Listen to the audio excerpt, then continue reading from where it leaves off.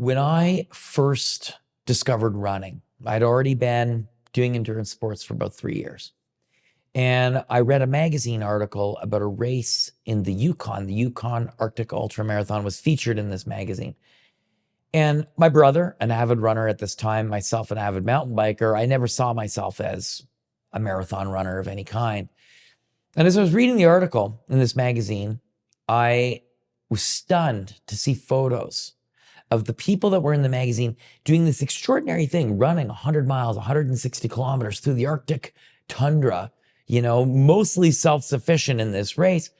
These people on the pages of the magazine that had not necessarily completed the race, but had gone back to try again, these people doing something extraordinary were absolutely ordinary in every other way. When you look at them, I saw myself as one of these people in this magazine. And it taught me an important lesson right in that moment that each and every one of us, we're all the same. We're dissimilar, but we're similar in many, many ways.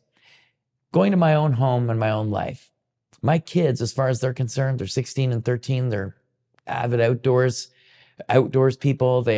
Both my daughters are paddlers, skiers, runners, all this stuff.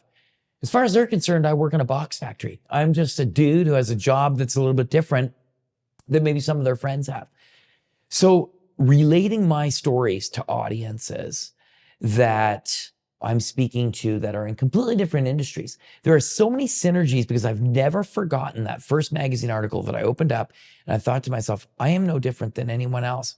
And performance has nothing to do with necessarily what you do. It has to do with what's in your head. It's 90% mental.